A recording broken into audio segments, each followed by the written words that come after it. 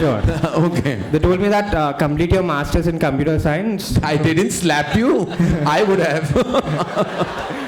in New York University, and then you can go to your Karan Johar. They told me now I like to take your assurance that after completing my masters, can you give me a chance as an assistant in your film?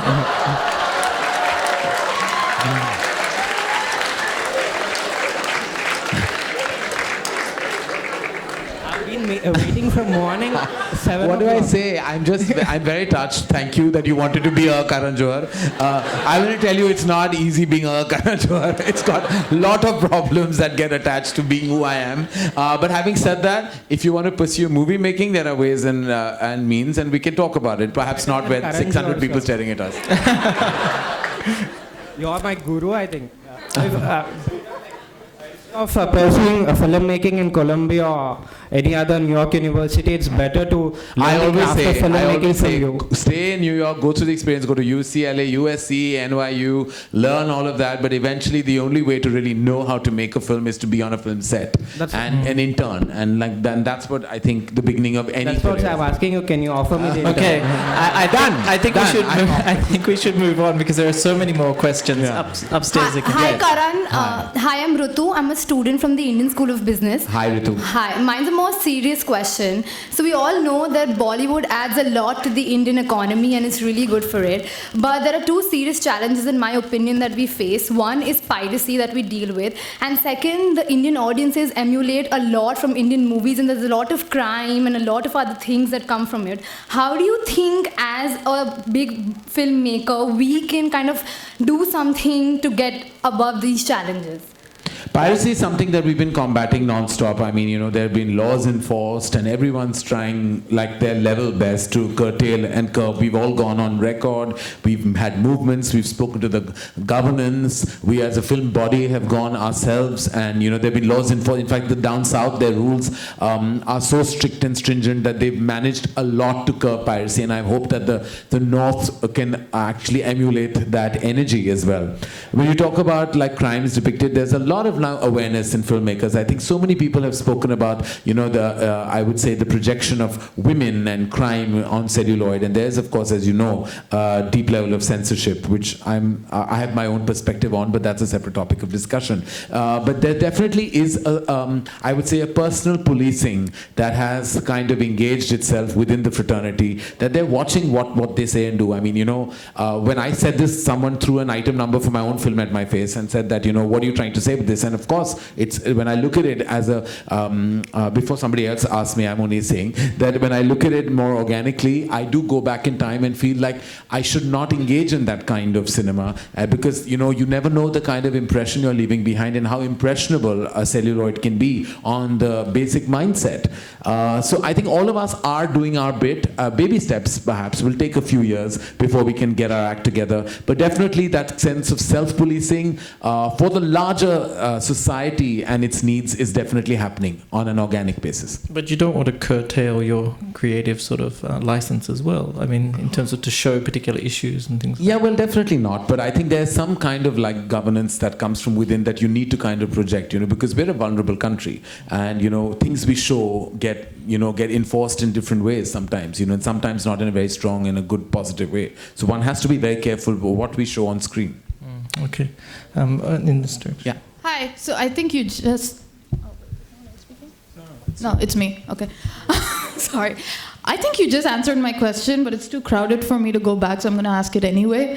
About portrayal of women in Bollywood, and this is just outside the spectrum of item numbers and just the way characters are portrayed and the way South Indians are portrayed in Hindi movies and the way the LGBT community is portrayed. I want to ask you as a writer, how do you react when other writers sort of hide behind the veil of artistic freedom or capitalism, like I need to make money, so this is the sort of scripts I'm going to write?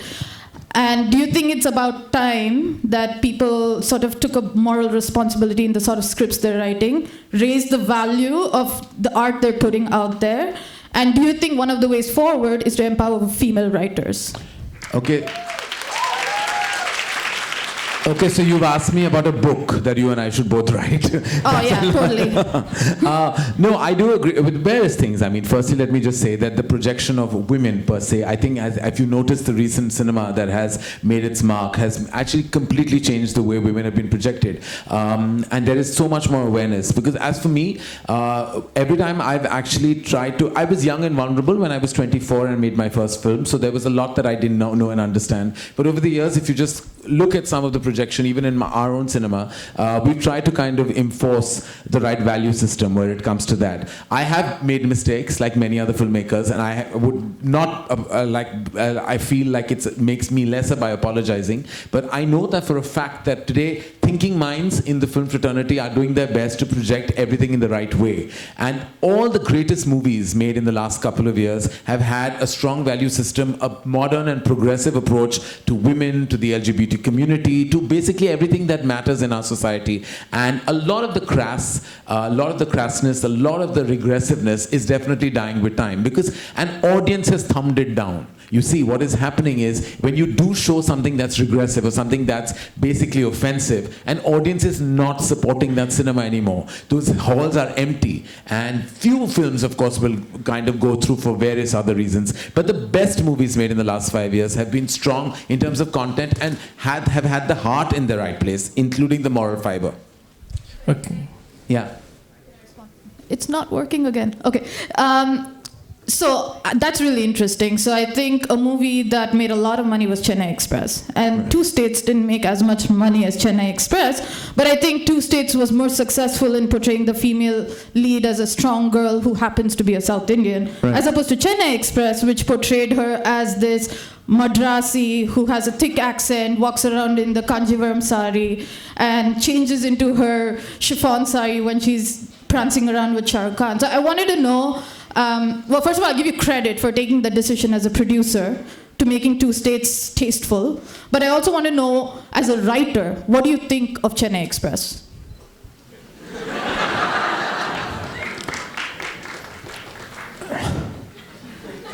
I'm trying to think about what to say, and you got me stumped.